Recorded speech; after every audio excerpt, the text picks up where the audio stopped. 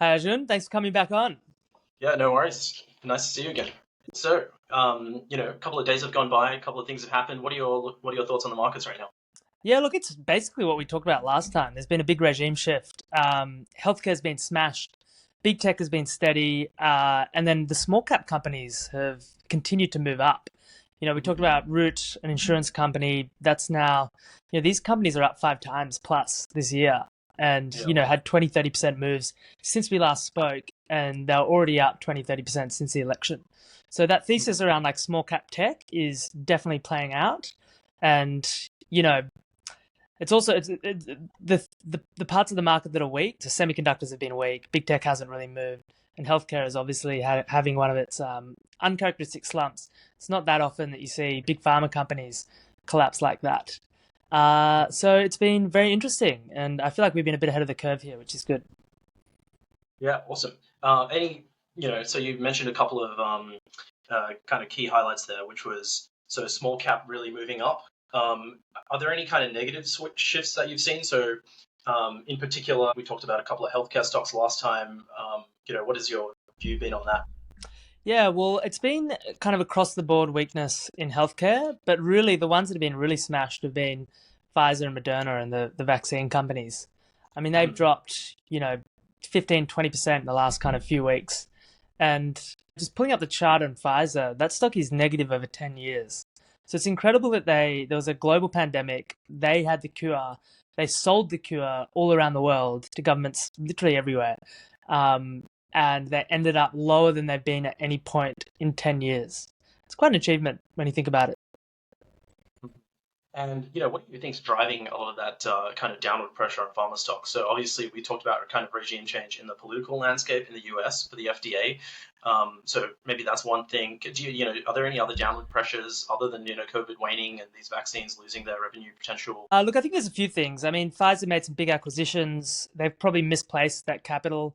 Markets are very forward looking. So just because you made a ton of money like recently doesn't really mean anything for the future valuation. It's all forward looking, particularly if you spent a lot of that capital on acquisition or something like that. In the regime change, I mean, there's going to be scrutiny on these companies. I mean, I don't know what your thoughts, but at the time we knew from the very beginning that there were heart issues with these vaccines. That was definitely kind of swept under the rug. And now you've got an administration that's extremely hostile to these companies, in particular vaccines, and really wants to take a close look at these things and, open some of these files and see what was said and who knew what when and why things were delayed and why certain information didn't come around and why there was the people at leading universities who were consenting on over this COVID period, why they were completely silenced, and there was this impression that there was a consensus that there was not. And now we know in many ways that consensus was wrong. People shouldn't have been forced to take these vaccines, and not to mention all the kind of locking people down into houses, taking away their personal freedoms for extended periods of time, keeping children out of school. We now all know that the fears around the long-term harms of that were largely true as well. So all that's happening, but I'd say that they got a huge windfall and they probably squandered on acquisitions, and there's not enough exciting stuff in the pipeline. And that's also driving it. And to some extent, Moderna's obviously worse because Moderna has less of an existing franchise um, to fall back on. I mean, what have you seen? Have you seen any vaccine companies doing the rounds trying to raise money? Yeah, yeah. So I think definitely the big players, especially the ones that hugely benefited from COVID.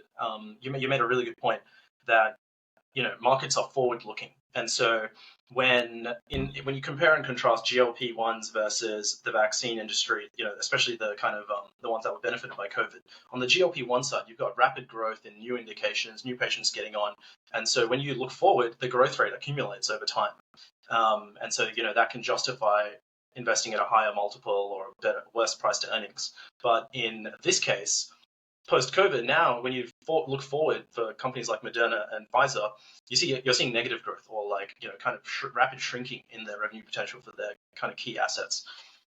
And so if you look forward, then it seems to just get smaller and smaller. And so yeah, I mean, if you look at Moderna, it's just been hammered since 2021, and 2021 peak. I think it peaked at just over 450, and now it's like 40. So Mm. Well, a we know, huge like, wipeout.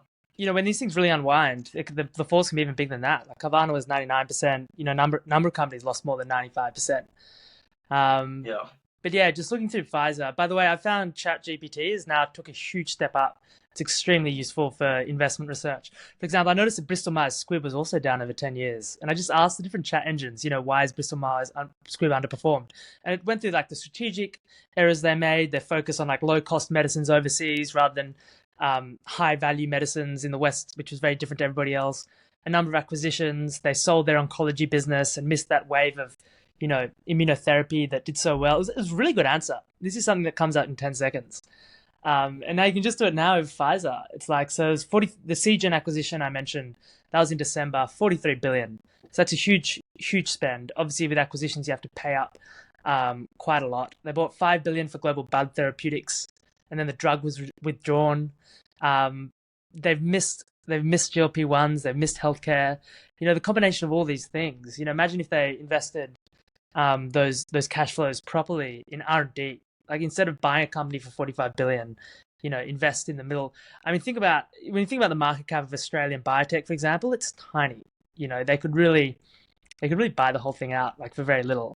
But instead, they've gone for acquisitions, missed healthcare, and had to bought companies and then pulled the drugs off the market. So I guess that's a recipe for failure. Exactly Yep. right. Yeah. Yeah, I totally agree with all of that. And then I also wanted to make a point on some of the, kind of political stuff as well that you were talking about. So I think, the Republicans have kind of formally recommended that RFK go in as, what's the exact title? It's like HHS. Is that right? Yeah. And so, I think, yeah, that's obviously got a huge downward pressure. And then I wanted to quiz you on some other ones. So I saw, Jay Bhattacharya, he was one of the Stanford professors that originally wrote, quite critically of lockdowns and stuff. And there's a rumor mill going around on Twitter anyway that he should be appointed as NIH director. So what's your take on that? And then the second one is apparently Dr. Oz, as in the TV show host Dr. Oz, has been kind of nominated for one of the secretaries of Medicaid, something to do with Medicaid. But what are your thoughts on kind of the continued rollout of some of these appointments and nominations going forward? Well, the first one's interesting. This has been one of the most consequential elections when you see that many of these things are just reversed. Like whether it's going from like an ultra woke environment to like an anti woke environment, or having people that were censored heavily, all of a sudden in positions of power. So obviously, Jai, that'll be like there'll be no love lost there. If he's in there, we're going to find out exactly how it was orchestrated. Who was sending messages to who, how involved was Fauci and all this stuff. Obviously, very heavily involved. The pressure that was applied at various times to silence these people. I guess the ultimate example of that is Trump. Like he was banned from Twitter. He was banned from all the social media platforms, and now he's president. Now he has more power than anyone. It's really been a flip. I mean, it's kind of exhilarating in a way. We'll certainly learn a lot more than we would have otherwise. And I think actually a lot of mistakes were made by the prior regime, and there's going to be a lot of scrutiny on those. While Biden was in power, that would have been swept under the rug, and even more so if Kamala Harris actually won, which is almost unimaginable now. Like none of this stuff would be happening. Elon Musk wouldn't be celebrating with the president-elect his new rocket launch. He'd be wondering if he has any business at all, given the attack that would be sustained against him. So yeah, do you have any thoughts on that? What do you think about? Yeah, I don't know. I think I'm still as confused as I was when we last spoke about what RFK nomination means for at least pharma and biotech. I think there's been some kind of ongoing discussion on the internet about the advertising stuff that we spoke about, and I remember you shared a pretty interesting graphic with me. So on that side, I don't know. My opinion still hasn't been crystallized over the last couple of days. On Jay Bhattacharya running the NIH, I think that's probably a great idea. I've seen kind of contrasting opinions where people have even thought about kind of restructuring the NIH at a larger scale, which would be interesting. Maybe he's at the helm of that, or maybe that's what they're kind of talking about at the moment. That would definitely shake up a lot of academic grant writing proposals and the generation of kind of IP that feeds into the biotech pipeline. And then I have no idea what to think about this Dr. Oz guy being in charge of Medicaid. I didn't know he was politically inclined at all. I just remember him being on various talk shows and stuff like that. So that definitely surprised me. And I just do wonder like if that last appointment with Dr. Oz kind of undermines a lot of the stuff that has been going on that's positive in the kind of rethinking of regulation in biotech. yeah, I don't know. I just can't help but think that kind of not cheapens it a little bit, but just distracts people unnecessarily. Mm. This definitely wasn't spoken about in the lead up to this. And the first time I kind of saw saw this article, I thought it was like the Onion article or Yeah. something like that. So yeah, Yeah, it doesn't help that there's a lot of misleading, like people just tweeting, Trump has appointed this, and it's obviously catching fire immediately. But yeah, yeah, that ad spending, like we never really got to the bottom of the advantages of ad spending. But look at the numbers, $1 billion of Comcast revenue is pharmaceutical advertising. AbbVie, which is just a biotech, spent 1.3 billion. They only make about 5 billion. So that's a huge chunk of their net profit is going straight to these advertisers. And again, that like 1.4 billion US, 2 billion Aussie, you could buy like pretty much all small cap biotech in Australia for that. And it's a fortune. So you think like on the one hand, like rip those costs out of pharmaceutical, there's no net benefit of that. That should actually increase value to the sector one way or another. The flip side yeah. is Oh, go ahead. the real question is there value from that advertising? And I'll give one example. So in Harvard, there was a case study that a friend told me about that he worked on. It was about Proprietary, which is like male like hair loss, and actually works extremely effectively. I'm a twin. I got bullied, university for losing hair. It was like literally falling out. Scalp was itchy. I was like, oh my God. I'm like 19. I'm losing all my hair. Took it like obviously kept most of my hair. Twin went bald. It was, but people aren't aware that it actually works. And because they didn't advertise and didn't market, it went into a really sleazy, the industry went in a really sleazy direction where you probably remember those billboards or those ads where they're like, call this doctor and they'll charge you 10, 15, 20K just to tell you, take these pills. But they were effective and like a very simple marketing act, and they're relatively safe. A very simple marketing campaign would have made that clear to everybody. Whereas there's many guys I say who stress about hair, and I'm like, there's actually extremely effective pill for this with pretty limited side effects. So then I wonder if there's other situations, but it goes back to what you said last time when it was, these are often like cosmetic things, like GLP-1, it's cosmetic. It's very different to like if you've got cancer or if you've got diabetes. What's the benefit in having these companies often marketing? One of the reasons they want to market is so that people remember the brand name of their drug. So when they go off patent, people remember, I want this particular drug, and they insist on their doctor, I want this. I want the real thing, not the cheap generic. When in reality, they're obviously exactly the same. So I think a lot of the marketing is based around that, which is probably worse overall for the consumer and worse overall for healthcare. But have you given any thought to that? Like, what are the advantages of marketing? Do you think it's zero sum? Yeah, I've been thinking about this. So, and again, I want to differentiate between kind of the two broad types of things we're talking about here. One is the prescription medications, and then one is more of like, there's still prescription medications like Propecia. You shouldn't just take it over the counter. I don't think you can get it over the counter, but it's something that's more cosmetic. It's more lifestyle. It's not like a debilitating disease or anything like that. And so on the prescription side, I still think the general kind of sentiment I have is that advertisements for those kinds of drugs are not necessarily, especially to the kinds of numbers that you're talking about, where you're spending like 20% of your total revenue on advertisements, and then obviously those costs are getting passed on to patients, right? So I think that in general is a bad thing. There is one kind of thing where a lot of patients, they're not constantly seeing their doctor. They're not super health aware. They're not obviously tracking new product launches and iterations of drugs that they're taking that have come out. And so in some sense, in really kind of like low information patient groups, then that are still watching TV, they can learn about the new iteration of the drug that they're taking that they should, ask their doctor about or something like that. I don't know. The cost benefit for me on at least, this kind of weighing scale on prescription medication still leans heavily to trying to get rid of advertising in general. And then on the other side, yeah. So on the kind of cosmetics, lifestyle medications, and things like that, yeah. I mean, it's it's important to get word out. I can totally see that if there's a medication available that can improve my quality of life, or whatever it is, my hair loss or something like that. Maybe that's good for me to find that out on TV. But yeah, I'm curious. I should probably look up how much of the spending goes to these two broad groups. My instinct is that in the US anyway, it's way heavier to the prescription medications. By next podcast, let's find out the breakdown of that spend. Is it cosmetic? Yeah. And then is it really just a way of extending patent life by convinced by affecting consumer behavior. I mean, advertising. I mean, you don't want to go too far because you could say this argument about everything. You could say actually everybody's going to eat some food for dinner, so why would you even allow any advertising at all? It's just increasing the cost of food. You could extend that argument, and obviously the reality is that advertising probably adds a lot of liquidity to the market. It's a way that good products can get out. There's strong arguments for free markets when it comes to these things. Let everybody advertise, and the ones that people buy that they like, they're going to come back. It's going to make more money for them. They're going to be able to spend more on advertising. That's probably how you justify it normally, and maybe that applies for medicines. But let's dig deeper and find out. Yeah, for sure. I think so. And also, we're going to find out more information as this plays out in the US as well, seeing their kind of revised stance on a lot of these things. I really think this will be one of the first things they go after. So I think we'll get new information about this, before a lot of the other stuff Yeah, that it's we've an been easy talking win. about.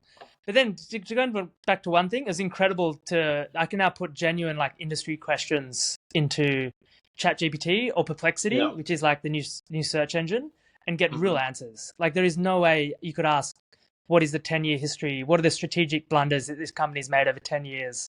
And get that summarized. Like Google's just not going to do that for you unless somebody just so happened to write a blog about it, and that just so happens to be in the top 10. But now we can't. So what does that mean? Like I know my behavior. I've switched significantly from search engines to Perplexity and ChatGPT. What have you done? How have you found it? Has it moved into your workflow? They have overwhelmed my home screen on my iPhone. So Mm. I use ChatGPT. I'm a daily user of ChatGPT, of Claude. I'm a daily user of kind of coding apps that have AI built into them, like Cursor. Daily user of Perplexity. I mean, these have just overwhelmed the way I kind of get new information in a lot of ways. And I think it's been for the better in a really huge way. Going through links, and there's really specific use cases where these AI tools shine. And one example that I think is worth highlighting is, to the general audience is how good they are at, you know, programming, coding, and stuff like that. If you're even as a complete beginner, you can pick up how to create little apps, play around with different kinds of software making tools, and it's not the kind of workflow that it used to be where you have to like learn all this stuff and then program something and iterate. You can literally just talk to this kind of conversational AI that directs you, suggests things, tells you about other coding packages that are available, and that's just in the coding like kind of vertical. There's all these amazing other verticals, like you just mentioned one, industry analysis and stuff like that, where they're really started to shine. There's two things that I wanted to kind of bring up in the context of this. So the first one you mentioned is Perplexity. So I don't know if you just saw Perplexity's recent launch, where now instead of just getting information Google searches, you can actually shop. So there's a built-in kind of shopping browser where I can say, I saw this nice red chair at a cafe that I really liked. Can you take a photo of it, post the photo to Perplexity, and say, find me red chairs like this at different price points. And then not only does it just show you those and where to find them, but now you can actually buy them. And so I think Perplexity is in a really big way going after Google. Definitely the way I've consumed search applications now has really shifted to apps like that. And I think as more people kind of get exposed to them, it's going to happen to them as well. The product is just superior. It's just better, like you were saying. And at the same time, Google is kind of degrading. And so, yeah, that's kind of my current take on it. It's just overwhelmed me. And I think a lot of people my age have had a similar experience. And then this just got complicated by some other piece of news that just came out. So I was reading maybe yesterday or the day before that the DOJ is going to ask Google to divest from Chrome. So either sell the asset, or they're going to try and do other things like break the deal that they have with Apple, with Google being the default search engine on iOS. They're going to And divest Chrome, did you say? yeah, they're going to try and make them sell Chrome. That's kind of the story at the moment, anyway. A lot of this won't be figured out until 2025 August. So that's when the judge will finally kind of make their decision. But this is like multi-10 billions of dollars of revenue every year that's going to be moving potentially over the next kind of, call it 7 to 8 months, which is going to be really, really interesting. And Arvind Srinivas, who's the CEO of Perplexity, kind of just posted as a joke, like, should I buy Chrome? And then, I think it's kind of tongue in cheek. In one sense, he's joking. In the other sense, if Perplexity got to buy Chrome and they had the entryway to the internet and could integrate Perplexity into it, I think that could be just an insanely sticky product that, it just changes how people get into the internet. And at the pace that Perplexity and companies like them have been kind of iterating and developing new products, I think the internet and the way the average person uses the internet is going to change a lot over the next, call it 2-3 years. That'd be an incredible acquisition. Because basically the user behavior is to just go search in that search bar anyway.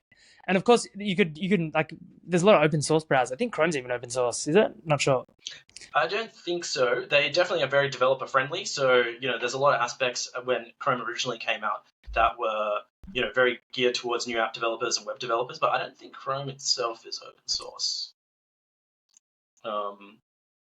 It says it is. Well, Google says it is. Let's ask Perplexity.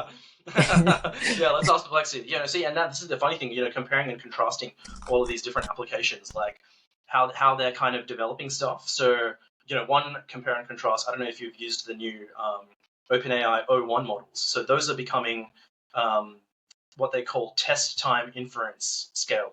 So instead of just typing in a request or a prompt and it gives you an answer straight away, it actually thinks about it a little bit and prompts itself a couple of times to see if it's can change its answer to better answer your question or go fetch more data. So in one sense, OpenAI is going down that path of test time scaling, and then the competitors like Perplexity, they're going for a kind of different approach, in my opinion. So they're starting to integrate tool use and things like that into the cloud chatbot. So that's things like it can draw graphs for you. And a really good one, if you like investment analysis, is to go, what are the revenues of this drug over a period of time? Can you plot that for me over time? And not only will it give you a text response, but it'll actually draw a graph, an interactable graph at the same time with those values, which I think is really cool. And they just also announced this thing called computer use, where you can actually give it access to your computer screen, and it can even click through things and interact with your GUI in a way that you would. Which is this? Is this Perplexity? This is Claude. So Anthropic. Claude. Oh, right. Yeah. It's a big OpenAI competitor. Amazon backed. By the way, they Amazon came back. Backed, is it? Yeah. Yeah, Amazon backed. That's like their big play. So no, Google Chrome is not open source. It's based on the open source Chromium project, but Chrome itself is proprietary. So you could fork Chromium, but then you wouldn't. The thing is, the reason it would make sense is everybody already has it. So you just slip in Perplexity where Chrome is, and all of a sudden you get all that search. Yeah, exactly. And I think that's going to be, Chrome is obviously a huge driver for revenue now for Google, but really it's like the front door to the internet for, tens of millions, potentially like hundreds of millions of people at this point. And I think if that changed hands from someone like Google to Perplexity, that's an insane tailwind that a company like Perplexity would have going forward. And they're already competing in all of these amazing ways. What would it be like if they also got, Chrome? Super exciting time. And they've even talked about making their own browser. So this would just kind of speed that process up. So instead of having to make their own, develop their own market and, get users, they just get Chrome and inherit tens of millions of people that are using it. Yeah, I mean, there'll be hundreds of millions of people using that. Let's have a look. Google's up 27% year to date. Pretty strong. But it's kind of trading at 19 times, just under 20 times after tax earnings. It's not expensive. But there's so many strings to that bow, right? And divest doesn't mean delete. Divest means sell, or even potentially list or do something with it. So I imagine there'll be plenty of people that would want to buy it, and probably a number that are allowed to buy it. So it's not like that'll lose the value if it was divested. If anything, you could argue there's a significant conglomerate discount on Google, given how richly some of the pure plays are trading, in the market. Yeah, no, I totally agree with that. And, Chrome is one of those pillars of the Google business at this point. There's search, there's YouTube, there's Chrome and like ads and whatever, Android, and I mean, there's Gmail. all these. Think about it. There's so Gmail. many. These all have a billion plus users. Which is honestly insane if you think about it. To think that multiple billion user apps are in the same company, and it's the same thing with Meta. Instagram, WhatsApp, Facebook. Each of those are multi-billion user apps that people use every day. It's insane that so much of this is concentrated. Well, there was something interesting that came out. I've said a few times that the thing to watch is the CEOs and also what's happening in the research labs to see what's happening what the path of future AI is. And there's reports coming out now that the latest training batch significantly underperformed. They didn't get the improvements they wanted. Now, there's a case that that's not a problem. Like I've just realized, these apps have all become significantly better in the last few weeks, even just because they're improving the user face, they're improving what's going on in the background. They're getting multiple queries instead of just one, testing queries. But you are kind of see that it is interesting to see that. And there's a theory that a lot of that it could be due to data. So they already, the first generation used all the text on the web and every available digitized book. That's already done. So now it's other data. And there's kind of a number of each of the big tech companies has their own. Like Amazon has all their product catalog, who bought what when. Google has a ton of text that nobody has. They have everybody's emails. They have YouTube. They have every video. A lot of it's transcribed. They have a ton of data that, I'm sure everybody else scrapes YouTube, but technically only Google should be doing it. Microsoft obviously has access to a ton of documents. I'm unsure if they're allowed to or if they... who reads a Microsoft license? They probably can use it. It's all going to come down to this proprietary data, and I guess there's a level of data that is no one's really using, and that's the real world. That's like if you're interacting with the real world, moving things, watching things, affecting things, like constant video. Like even if you just had like one robot with cameras all around, that's a huge amount of data that could eventually be used to train models. And it does seem like if you get better in one thing, that kind of improves everything. It kind of improves these whatever natural understanding. I don't know if that's the right word, if you can even apply that here, but it does seem to help. So I'm still pretty bullish on the sector, even though semiconductors are under huge pressure. NVIDIA is about to report. So NVIDIA reports tomorrow morning, Australia time. It's run up pretty hard into it. I reckon my take on reporting is it usually matters what it did first. So if it ran up pretty hard, it's hard for it to pop. It's more likely just to drop 10% and then just go back to where it was a couple of weeks ago, regardless of what happens. But, it'll be closely watched. It's one of the only performing stocks in the whole semiconductor space. And it's almost like Pfizer in the sense that, what is the best case scenario for semiconductors? It was like all the big tech companies decide to double their capex and commit to 300 billion plus next year. But why are the semiconductor stocks down? It's bizarre. It's really only been captured by one or two companies, NVIDIA and Taiwan Semiconductor. That's something to watch. Yeah. Oh, you brought up so many good conversation topics there. So, on the first thing I wanted to chat about, or kind of dig a little deeper into, you mentioned proprietary data sets and ways these companies need to get past that ceiling of all the text on the internet. And so I think there's a couple of different ways that they could do this. So one, like you said, is the proprietary data that they already have. So trying to exploit that. I actually have a kind of interesting take on this. I think the company with the best proprietary data set, or one that is very amenable to something like machine learning, is actually Tesla. So they collect this really high quality proprietary data set in a distributed way, label it, and then that goes into their product, right? And so that's a very bespoke product. It's not a language model. It's something that's doing something in the real world. And the sensor set that they have on all of these Teslas is custom built to train that model. For these companies that are building large language models, I'm a little more skeptical on how valuable these proprietary data sets is. And the classic example is Facebook. So Facebook has this huge corpus of people's posts and maybe even their messages if they have access to that, I don't know. But there's all of this text data that is proprietary to Facebook. But I wonder how, does that actually improve the, I don't know about you, but the Facebook posts that I see aren't very insightful. And is that actually adding to, the quality of these models, doing some higher level reasoning task or, doing financial analysis for you?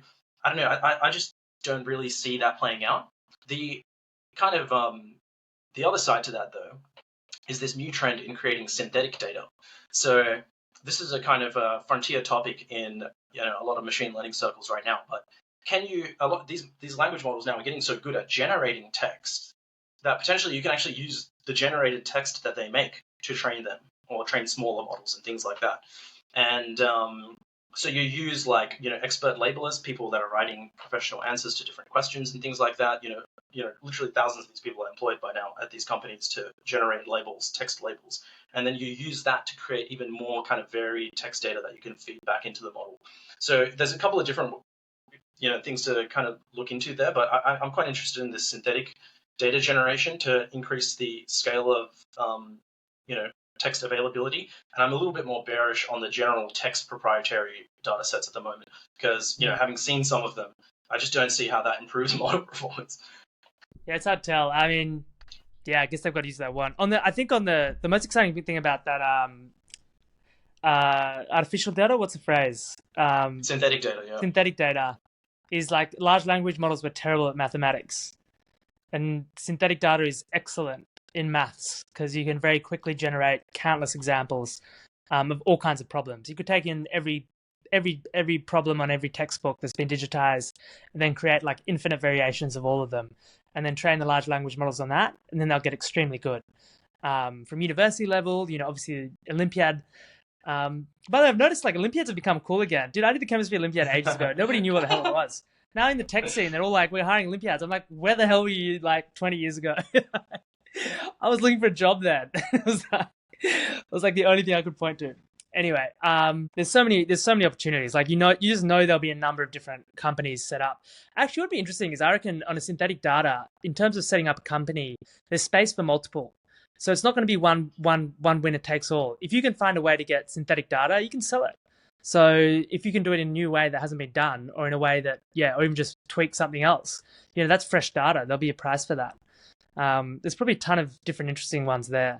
It's kind of like there's some really good business models in my world in investing. So a lot of everyone knew that like professionals had a ton of insight, not inside information, but a ton of insight. Actually, they did also have a ton of inside information at times, as seen by various lawsuits that came out in the United States. But it was like, how did they get in touch with those people? The really old school people, you'd read their interviews and they'd say, they'd get their analyst and they'd give them a phone book or Rolodex. Rolodex was like before my time. I've never even seen one.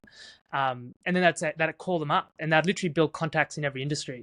And if they wanted to assess a company, they'd then call those people at the varying different levels who were generally happy to speak to them. And then that kind of got turned into an industry with GLG and companies like that were like, well, we'll find you the experts. Pay us 25 grand a year and we'll give you 20 interviews.